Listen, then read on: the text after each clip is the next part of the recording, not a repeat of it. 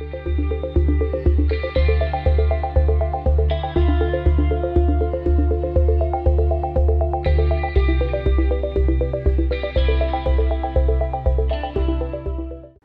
this is Zach with Worn and Wound, and today I'll be taking a look at the Straton Syncro.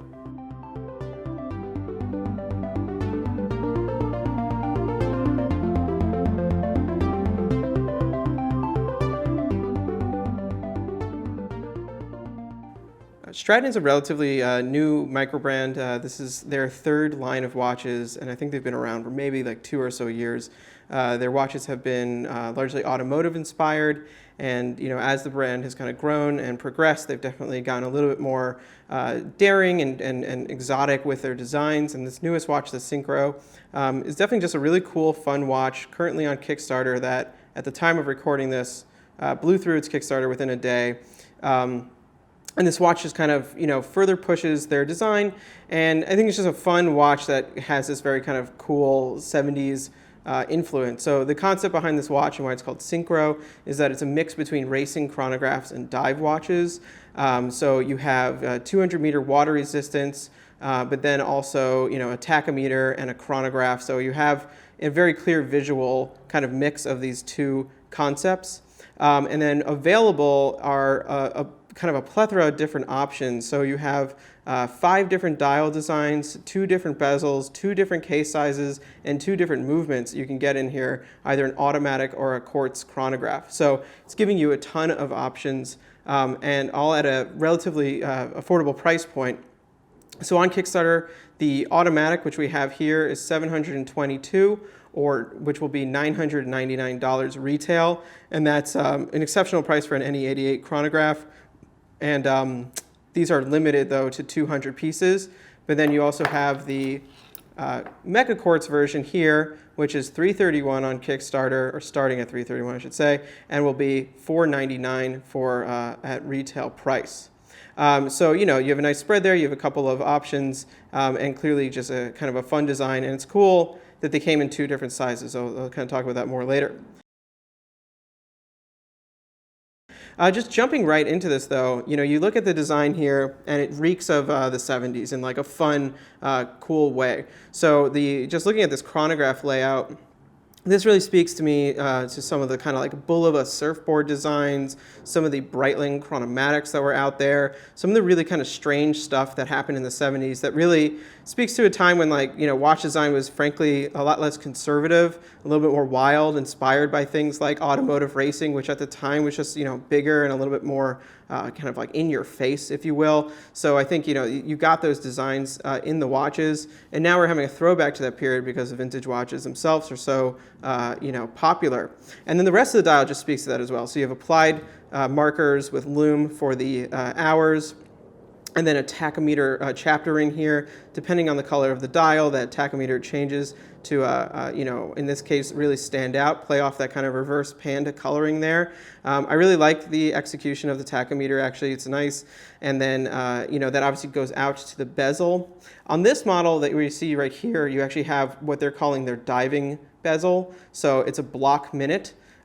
Clearly a cool design, and also clearly kind of a weird design. I'm not 100% sure even of watches from the past that had that, but it definitely feels like a retro design. But I'm just happy to see, frankly, that they did something that wasn't super normal and frankly could be kind of boring. Switching back now to this Panda version, you can see what a different colorway looks like. There's 2 different versions of the Panda, so they both have silver dials. This one has blue subdials, blue tachometer, blue bezel. There's also with a black where there's blue here. The blue and orange, obviously a really cool combination. Once again speaks to some vintage watches, but it's just kind of one of those classic kind of loud combos. The orange really pops off the blue. The brushed sunburst background there actually adds a really nice effect on this one. It kind of adds a little bit of depth, makes the then blue sub-registers really jump out, almost like they're floating on that, which I really like. And the chapter ring there also just looks really nice. This one, you have a different bezel insert, and this is their racing bezel. So you might have seen this before on some, I think Seiko is actually from around the 70s time period. You sometimes see this on indexes, such as from the Speedmaster racing chronographs. Very cool, very wild looking, and really gives this kind of a, kind of an in-your-face aggressive design, but that's definitely what they're going for. The case of the Straton Syncro it comes in two sizes, as I mentioned before. So here we have the 44 millimeter diameter model. But in both cases, you have this, like I said, this play off of the racing chronograph and the dive watch. So in what you have a barrel case, but with a cutout lug though, so it still has that kind of racing feel to it, but then obviously you have a bezel, which speaks more to dive watches. In some ways, this concept is actually very similar to that of the Heuer Autavia. In that case, that was automotion and aviation, but those later barrel case Autavias definitely had a kind of similar aesthetic concept going with heavy bezels, big, thick cases. And this is, plays off that concept, but frankly, I don't know of a case that quite looks like this. So, they did a good job of kind of finding their own flavor there. So yeah, talking about the larger in the case now, it's 44 millimeters in diameter, 49 millimeters lug to lug, and 14.9 millimeters tall. The height actually stays true on the 40 millimeter model, which we'll show you later. To me, the real standout feature of these designs is actually the sapphire crystal here. So it is a domed sapphire crystal in this very narrow space. So it has a really kind of funky look to it and has a lot of optical kind of distortion because you just have this big dome over then like a printed insert. That gives it a really kind of fun look. It might take away some of the practical aspects of it, but it's definitely unique, definitely plays off this concept. And frankly, I think in this case it is really an aesthetic watch more than it is like a watch you're really going to take racing or you're going to take deep sea diving. So having that aesthetic detail that plays off the time period makes a lot of sense. Then just looking at the case, really massive lugs here. This thing is indestructible. It's a domed surface with brushing on it. One curious detail is that along the side, you have this polished cut here. And this is an interesting play off of the kind of polished bevel that you probably have seen on various other watches, particularly barrel-shaped watches, such as an Omega Speedmaster Mark II, something like that. Instead of being a flat bevel that runs along the side, it's actually a groove, so that dips in and is polished all the way through. I like the concept there, and I like that they did something different. I think in execution, it's a little bit less clean looking, particularly around the pushers and the crown. There's like a little bit of a waver in that line, but once again, it adds more uniqueness and character to this, and that's frankly just me being very picky, having seen like a million of these watches. But I like that they're doing different things all around. Looking at the side still, massive pushers, big crown, all very tactile, all very easy to use, easy to push. Looking now at the smaller option, you have a 40 millimeter case that's 46 millimeters lug to lug, but still 14.9 millimeters tall. I believe that height is left in there because both sizes are actually available with the automatic movement, which is what's going to take up a lot of space. So but it has a very different effect, obviously, on a 40 millimeter case. Here, this watch feels really quite tall. And that's, the 44 millimeter watch is quite large, but this one feels quite tall. I almost wonder, frankly, if two sizes was really necessary or if they could have gotten away with something just in the middle, something that tried to balance all these little details out. I understand making a small and a large, but I don't know how practical that really is in the long run. Otherwise, with this, the 40 millimeter model, the details are relatively the same, just everything is smaller. Lastly, you can get the case in PVD finish. It's just very cool looking, very badass. This one, with the black dial, only thing that's popping out here is a little bit of the orange. The bezel in particular, I think, looks really cool. The black surface on there underneath those white lines really makes the checkered flag pop out, and then it kind of pulls more to the side, so it almost makes the bezel feel a little wider. It's just it's an optical illusion, but it's cool. And yeah, the case just has a very sleek, stealthy look in black.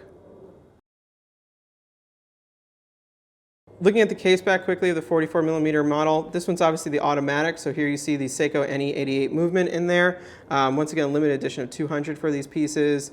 Not much decoration around that. The NE88 looks standard as compared to the other NE8s I've seen, which at this point I think is 3 or 4 of them.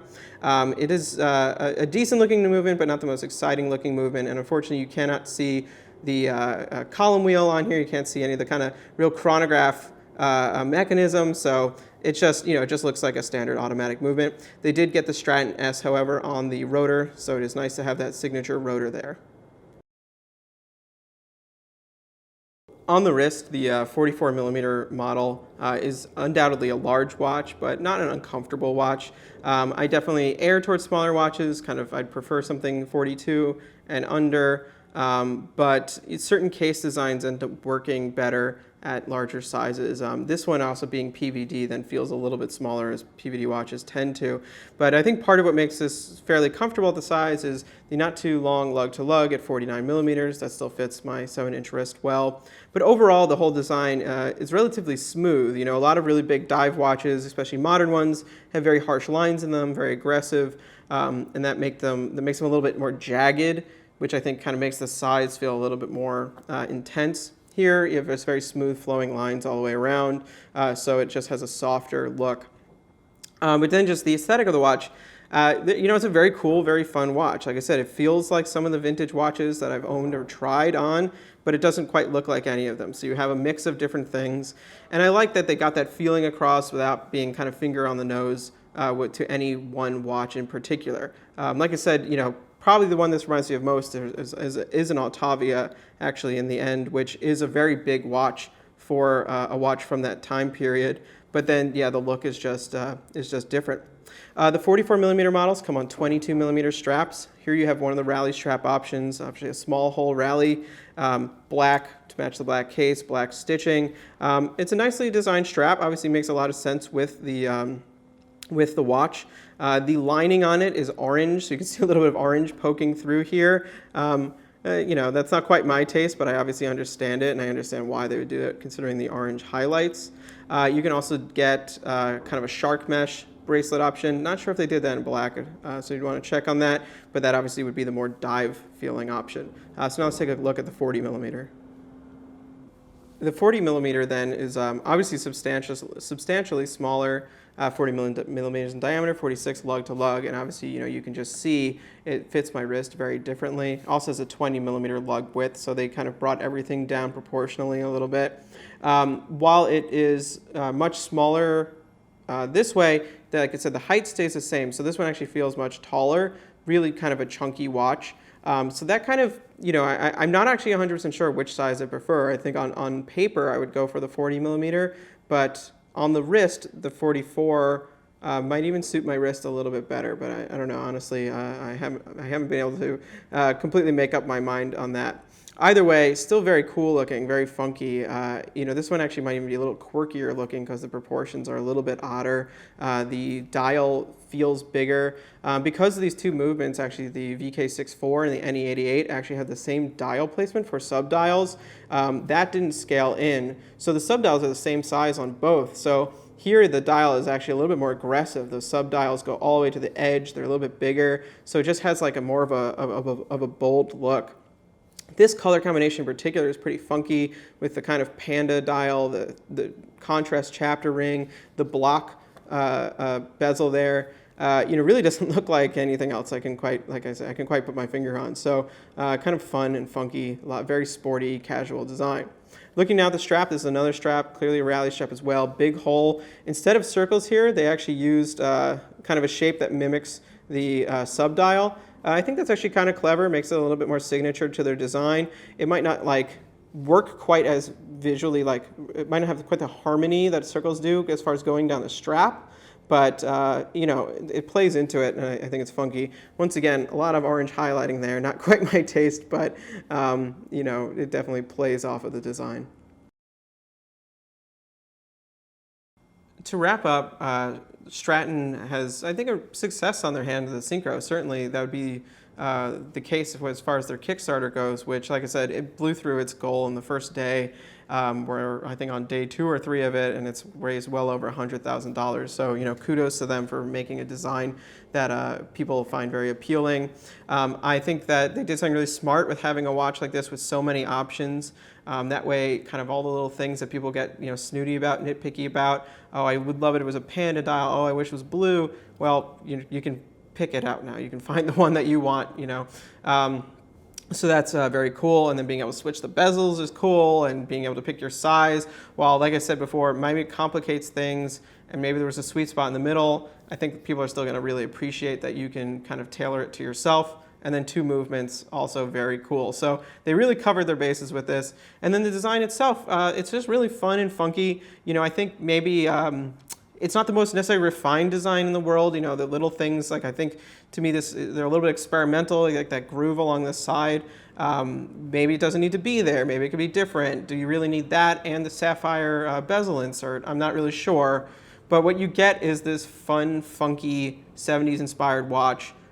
Maybe a touch kitschy or something like that, but certainly fun to wear and certainly fun to use. And at the end of the day, also just very well priced. Once again, retail on them is $499 for the Mecha Quartz, $999 for the Auto. Those are totally reasonable prices. The Auto being actually an exceptional price, though it's a limited edition of 200. I think they're really just doing that to promote it, because that's just that's really underpriced for that movement. So yeah, check out the article on Worn Around, and please follow us on Facebook, Instagram, and Twitter.